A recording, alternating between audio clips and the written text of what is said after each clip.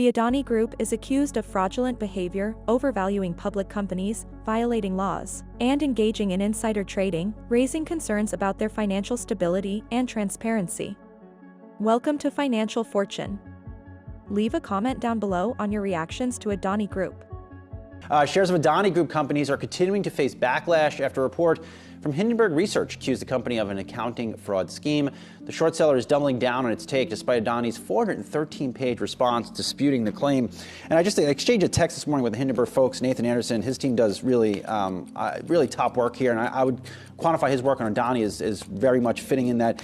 Adani noting to him, they called him the Madoff of Manhattan. At the bottom of Hindenburg's research report, says this, quote, Adani seems unaware that Madoff lived in Manhattan, so he was quite literally his own Madoff of Manhattan. But again, the words are starting to get hot and heated here, and as you would expect, I mean, the third richest man in the world, his wealth is going up in smoke.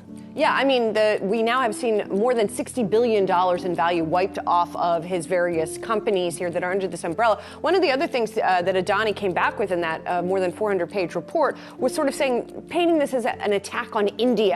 And then in Hindenburg's response, they called out sort of trying to fan nationalist fervor in that response. It doesn't seem to be working. Yeah, according to the Bloomberg Billionaires Index, $30 billion of his own net worth roughly also lost. Looking elsewhere in the markets today, major short seller Hindenburg Research putting out a market-moving call on Adani Group. It's the family-owned businesses of Asian billionaire Gautam Adani. Here with more is Yahoo Finance's Alexandra Semenova. And this really goes straight to the heart of the empire of one of the richest people in the world. And it's having an effect across his different companies. Yeah, absolutely, Julie. We're seeing some big moves this morning after Hindenburg Research, which is an activist short-selling firm, made a big call yesterday, publishing a report saying that Adani Group, an Indian conglomerate that runs a portfolio of energy and logistics companies, is committing what it called the largest con in corporate history. As we know, it also revealed a short position in the company. As we know, short-selling is an investment strategy that bets that a stock price will decline. It's essentially a bet on the downfall of a company. Hindenburg accused Adani Group and its billionaire founder and chairman of a brazen stock manipulation and accounting fraud scheme run over decades, partly through the use of shell companies. It also said that Adani Group has been investigated for misusing taxpayer funds, for corruption, for money laundering. And then separately, Hindenburg also flagged some financial concerns with the company, saying that it was taking on too much debt, that 7 of its publicly traded companies were overvalued. Adani Group, of course, dismissed all of those allegations,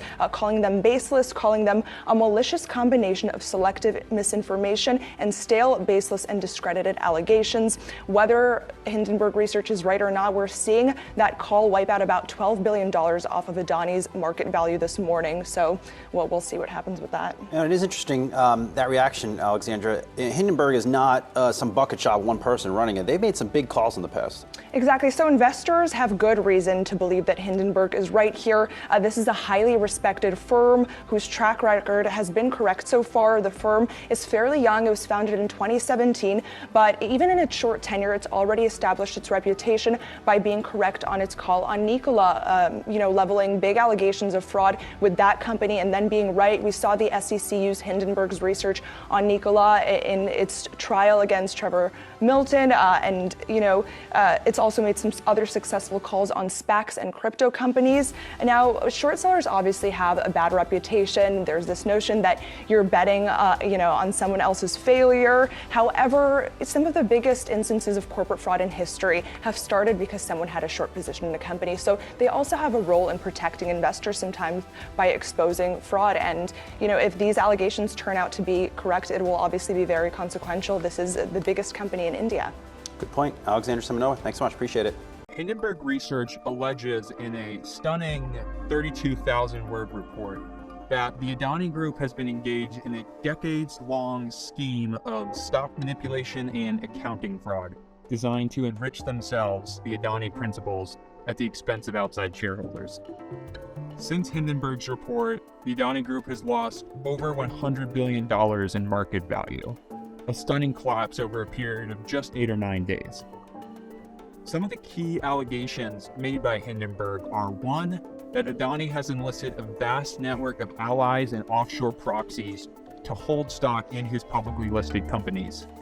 The purpose of this maneuver, Hindenburg alleges, is so that Adani can skirt Indian regulations that require any publicly traded firm to have at least 25% of its float, meaning 25% of all outstanding stock, held by non-promoters, people who are not employed by or affiliated with the Adani Group.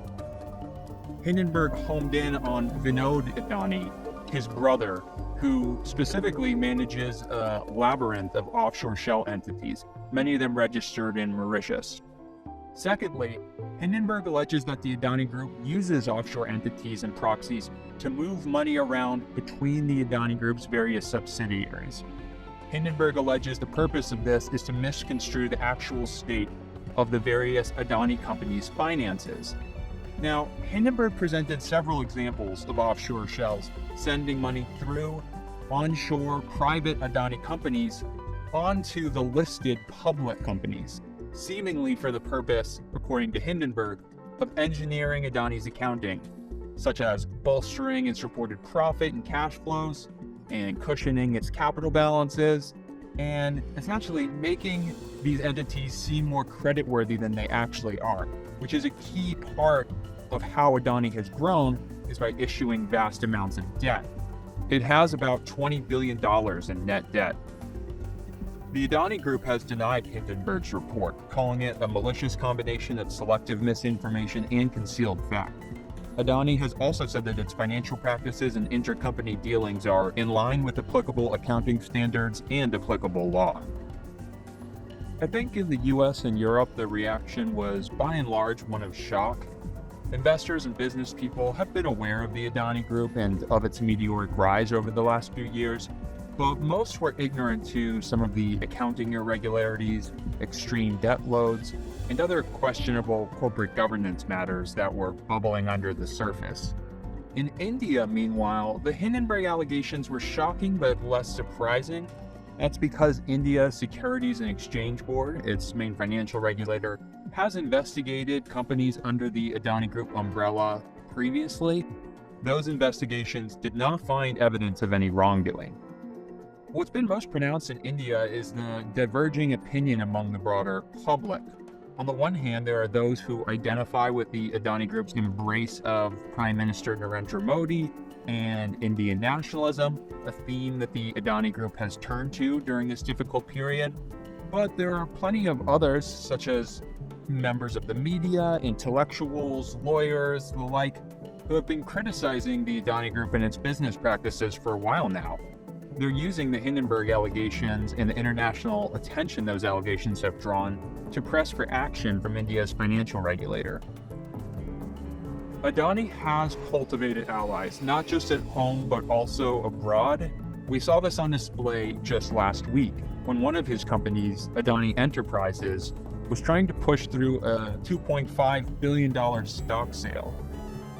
This sale was thrown into question by Hindenburg's report, with there being fewer subscribers to the stock.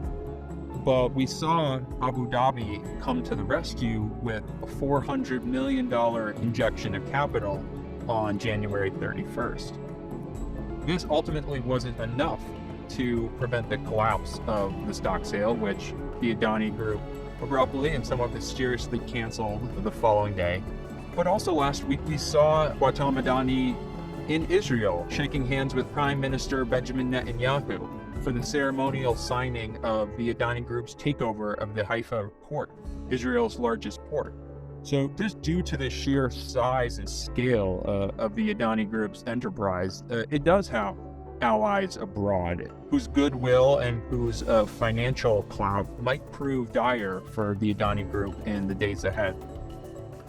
On the one hand, Hindenburg's allegations haven't done much to affect Adani Group companies. The ports are still receiving ships, energy companies are still producing energy. On the other hand, the Hindenburg allegations have really upended the Adani Group's financial picture. The stocks have crashed, which means Adani personally is less wealthy, but more critically for the businesses themselves, banks such as Citigroup have already said they're no longer going to be accepting Adani stock as collateral for loans. The Adani Group depends on loans as part of its growth strategy, and it's a highly leveraged business. So we could see this affects the company's financial picture. Similarly, the Adani Group has already faced margin calls on loans that it has outstanding, for which it's posted Adani company stock as collateral. Because of the collapse in price of that stock, it's going to have to post more collateral on those loans. Going forward, the markets are going to be keeping a close eye on the Adani Group's existing debt pile, but also they're going to be keeping an eye on India's political situation and whether financial regulators in India start to investigate the Adani Group. What are your opinions on this video, and what would you like us to cover in our upcoming videos? Thank you for viewing.